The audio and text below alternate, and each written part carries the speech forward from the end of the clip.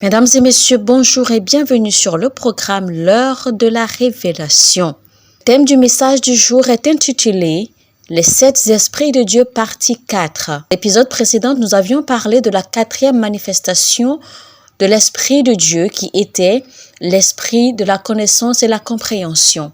Et nous étions en train de développer là-dessus. Aujourd'hui, nous allons évoluer, nous allons continuer par là avant d'aboutir sur la 5e manifestation de l'Esprit de Dieu et peut-être même la 6e manifestation de l'Esprit de Dieu. Restez connectés, mais avant d'aller plus loin, chers téléspectateurs, mesdames et messieurs, je vous exhorte donc à vous abonner à cette chaîne si vous ne l'avez pas encore fait et activer la cloche de notification, ce qui vous permet de recevoir le signalement, d'être averti automatiquement dès que nous faisons des publications. Et surtout, partagez le lien de cette chaîne avec vos proches, vos amis, vos bien-aimés. Et si vous avez aimé le contenu précédent, et si vous aimez ce contenu, eh bien n'hésitez pas à nous donner un pouce en haut. Merci beaucoup. Alors le verset biblique qui nous montre les différentes manifestations de l'Esprit de Dieu est Ésaïe chapitre 11 verset 2. Et nous avions démontré que la première dimension de l'Esprit de Dieu, c'est que l'Esprit de Dieu repose sur un individu pour des manifestations. Et la deuxième dimension de l'Esprit de Dieu, c'est un esprit de sagesse et l'esprit d'intelligence. Mais rappelez-vous, nous n'avons pas encore développé l'esprit d'intelligence. La troisième dimension de l'Esprit de Dieu, eh bien, c'est un esprit de conseil. Et la quatrième dimension de l'Esprit de Dieu, c'est là où nous étions arrêtés la dernière fois, c'est l'esprit de la connaissance et la compréhension.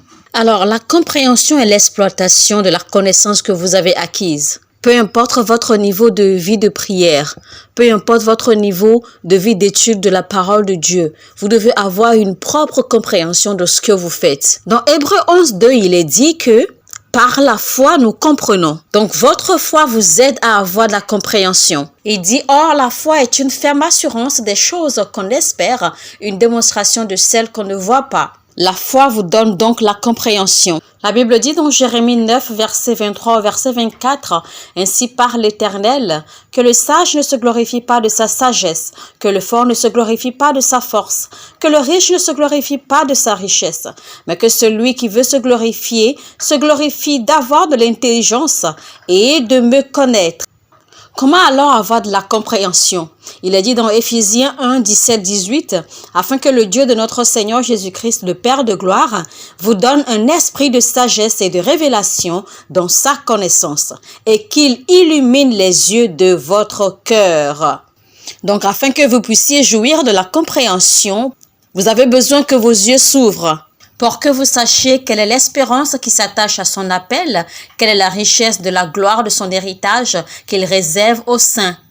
Jean le bien-aimé marchait bien avec Dieu pendant longtemps et pourtant, les livres lui étaient fermés. Dans Apocalypse chapitre 5. Et pourtant, voici celui que Jésus-Christ aimait le plus.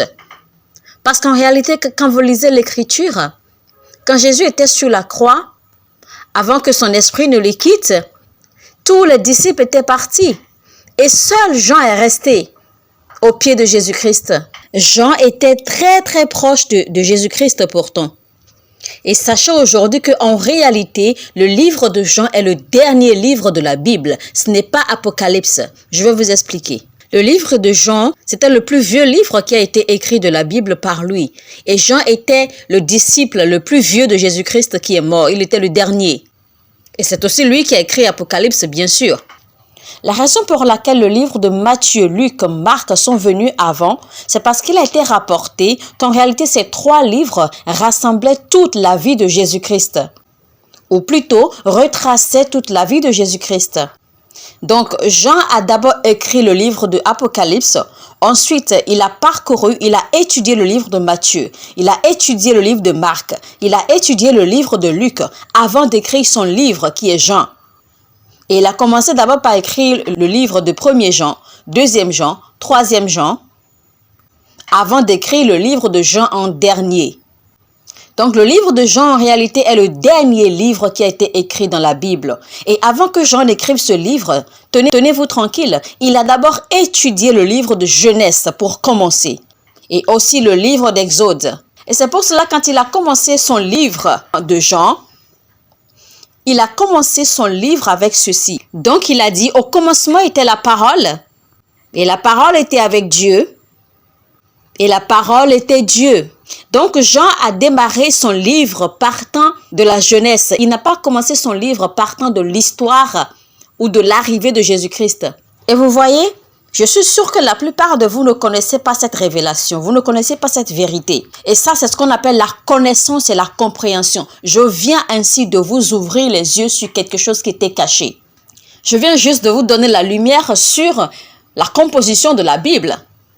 Ce que la plupart de vous ne connaissiez pas. Revenons à Jean. Et malgré tout cela, parce que Jean manquait de compréhension, les livres lui étaient fermés. Et puisque les livres lui étaient fermés, il a dit que les gens gémissaient. Donc, le manque de compréhension vous fait gémir. Le manque de compréhension vous fera pleurer. Personne ne pouvait ouvrir ce livre de compréhension. Personne ne pouvait ouvrir ce livre de connaissance. Et c'est ainsi que beaucoup de personnes lisent la Bible, mais demeurent aveugles parce qu'il n'y a pas d'illumination. Il n'y a pas de lumière sur ce qu'ils lisent. Ils ne comprennent pas le véritable sens de ce qu'ils lisent. Et donc, l'application leur sera difficile également. Vous êtes d'accord avec moi que vous allez mieux apprécier, vous allez mieux aimer un livre si vous arrivez à le comprendre, à le discerner. Voici une autre révélation. Savez-vous que le roi Salomon, en fait, n'a pas demandé à Dieu de lui donner la sagesse? Il a plutôt demandé de lui donner un cœur de compréhension. Parce qu'en réalité, la sagesse vient avec la compréhension. Donc, l'un des bénéfices quand vous avez la compréhension, eh bien, la sagesse qui s'y trouve, qui s'y cache, descend sur vous, coule sur vous naturellement. Maintenant, l'homme de Dieu prie pour vous. Par l'Esprit de Dieu, recevez la compréhension. Dans votre mariage, recevez la compréhension. Dans vos affaires, recevez la compréhension. Dans vos relations, recevez la compréhension. Dans votre ministère, recevez la compréhension. Dans votre marche avec Dieu, recevez la compréhension. Vos yeux s'ouvrent pour comprendre la parole de Dieu. Vos yeux s'ouvrent pour mieux comprendre votre mariage. Vos yeux s'ouvrent pour mieux comprendre vos affaires. Vos yeux s'ouvrent pour mieux comprendre vos relations. Vos yeux s'ouvrent maintenant pour comprendre tout ce qui se passe autour de vous. Amen. Maintenant, descendons sur la 5e dimension de l'Esprit de Dieu, qui est l'Esprit de force. La force ou la puissance est une force interne extraordinaire. Une habileté divine peu commune, une capacité étrange, une capacité exceptionnelle, une dépense inhabituelle. Quand quelqu'un a l'esprit de puissance, la Bible dit dans Deutéronome 34, verset 7, Moïse était âgé de 120 ans lorsqu'il mourut. Sa vue n'était point affaiblie et sa vigueur n'était point passée. La puissance est cette force qui descend sur vous et qui circoncit toute usure naturelle du corps. Ça veut dire qu'elle contourne la force naturelle. Et c'est ça que la Bible dit de Moïse, que Moïse était déjà âgé de 120 ans, mais que sa vigueur n'était point passée. Sa vue n'était point affaiblie. Son corps était encore en forme. Il n'était pas courbé. La puissance, c'est cette habileté surnaturelle. Cette mission à laquelle Dieu vous appelle sur la terre a besoin de la puissance. La Bible dit dans Ecclésiaste 9, verset 10, « Tout ce que ta main trouve à faire avec ta force, fais-le. » Donc votre appel, votre mission sur la terre a besoin de la puissance pour être accomplie. Elle doit venir de l'intérieur. Et je dois vous dire qu'elle n'a rien à voir avec les muscles, car le travail des muscles ne produit que de l'énergie. La puissance n'est pas de l'énergie. La puissance, c'est une force intérieure, une force interne qui fait ressortir les habiletés physiques. C'est une capacité interne. Et c'était la force, c'était la puissance qui reposait sur Samson. En réalité, la puissance qui reposait sur Samson n'avait absolument rien à voir avec son physique. Car dans la vraie histoire de Samson, Samson était quelqu'un de très chétif. Et c'est pour cela que les Philippiens se posaient la question d'où lui venait sa force. Car malgré sa petite corpulence, Samson possédait ce genre de puissance qui était au-dessus de tout. Ce genre de puissance qui était incompréhensible. Cette puissance qui a tué le lion. Cette puissance qui a tué le loup. Cette puissance qui soulevait les portails. Cette puissance qui soulevait les portes géantes.